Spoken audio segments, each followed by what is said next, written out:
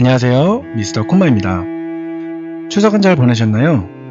일상이 돌아 마음이 좋지 않겠죠? 저도 우울합니다. 그래서 이번에 나온 남한산성을 리뷰하면서 일상을 맞이하겠습니다. 결코 재밌지는 않은 긴 러닝타임으로 지루할 수도 있으나 의미를 가지고 있는 작품입니다. 언제나 스포일러가 있을 수 있으니 주의 바랍니다.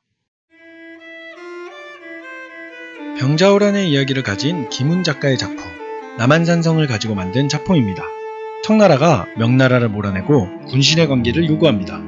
이에 대응하지 않자 병사를 데리고 단숨에 한양과 강화도 길목을 점령합니다.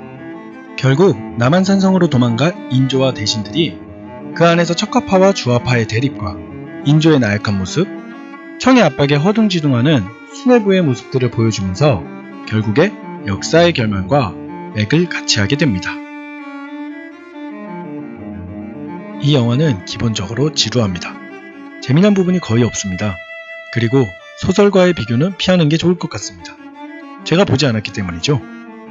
그렇기에 영화 내적인 것 위주로 진행하겠습니다. 최명길과 김상원은 사대부의 정점에 있는 자들입니다. 그렇기에 성리학을 하는 철학자들의 집합입니다. 결국 탁상공론이 되는 큰 이유인 것입니다.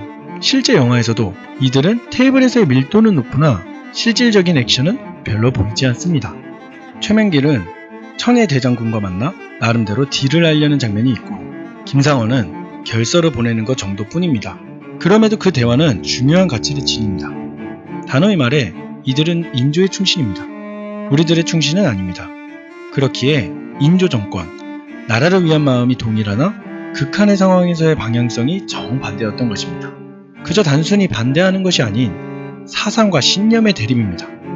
즉, 각자의 말을 통해 각자가 정의한 길을 열고 있는 것입니다.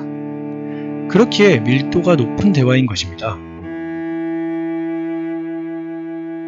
차가운 눈이 덮인 산성에서의 모습을 아름다우면서도 차디차게 그려냅니다. 보기엔 아름답지만 청에 위협당하는 조선의 상황처럼 척박한 느낌이죠. 현재 상황을 너무나 잘 반영한 미장센이라는 생각이 들었습니다. 그러나 아름다운 것은 인정할 수밖에 없었습니다. 한국의 미가 보이기에 너무나 엄지척이었습니다. 일단 이병헌의 연기는 미쳤습니다. 개인적으로 발성이면 발성, 표정이면 표정, 오열이면 오열, 무엇도 떨어지는 것이 없었던 것 같았습니다. 마지막 3배 국어두의 장면에서 교차적으로 인조가 나오는 장면은 컷이 제각기 다르기에 매번 나눠 찍었을 텐데 그럼에도 그 감정선을 전혀 잃지 않은 것을 보면서 감탄이 나왔습니다. 게다가 마지막 오열 장면은 충신으로서의 슬픔과 굴욕적 분노와 같은 말로 하기 어려운 감정이 섞인 눈물이 느껴졌습니다. 정말 엄청나네요. 김윤식은 개인적으로 너무 아쉬웠습니다. 연기는 아주 좋았습니다.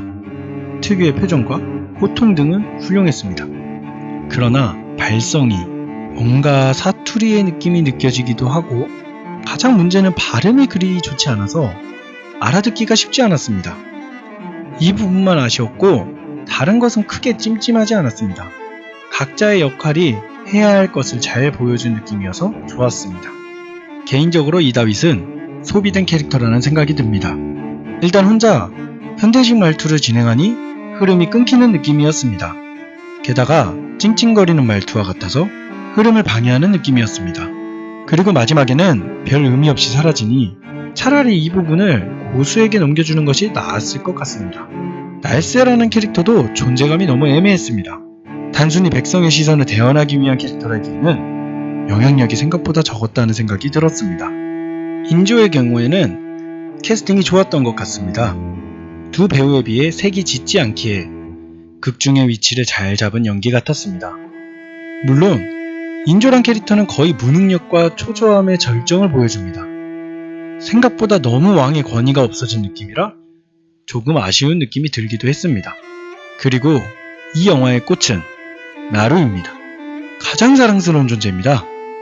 사연도 슬프지만 뛰어가는 뒷모습과 뼈꽃 먹는 장면은 심장 폭행당합니다. 마지막 장면은 아주 별로였습니다. 최명기를 보여주며 문을 닫을 때 영화는 끝났어야 했습니다.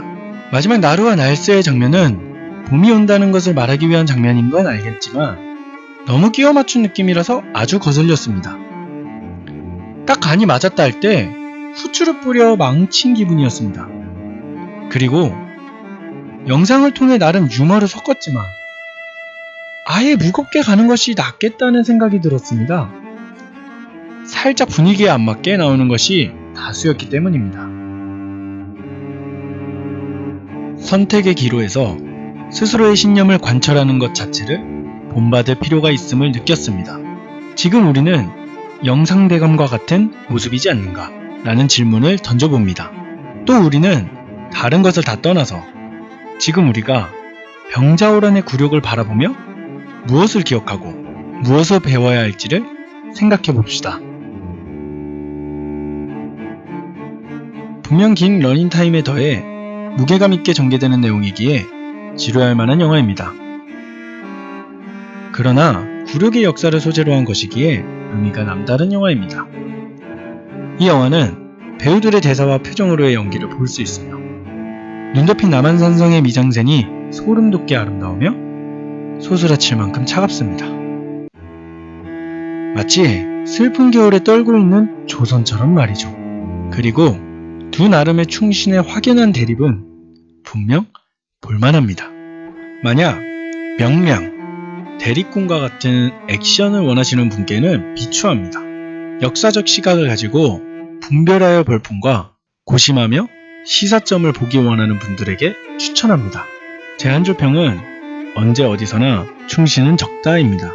과연 인조에게는 단 2명의 충신만 있을 뿐이기 때문이죠. 제가 뽑은 명대사는 지독한 겨울을 견뎌낸 자만이 봄을 맞이할 수 있습니다 입니다. 우리의 삶에도 울림을 주는 명언과 같았기 때문입니다. 별점은 5점 만점에 3.8점입니다. 개인적 취향을 저격하기도 한 영화이며 설원의 미장센과 소설 원작이기에 전개가 괜찮았기 때문입니다. 이에 더해 시사하는 것이 명확했기 때문입니다. 여러분, 묵직한 논쟁을 보며 역사 속 굴욕을 통해 사색할 것을 보여주는 남한산성, 지루할 수 있지만 그럼에도 추천할 만한 영화입니다. 꼭 극장에서 보시기 바랍니다. 재밌게 보셨나요? 오늘의 리뷰는 여기까지입니다. 구독과 좋아요 부탁드립니다. 그리고 결말이나 영화에 대한 생각을 댓글로 적어주셔서 함께하면 좋겠습니다. 지금까지 미스터 콤마였습니다.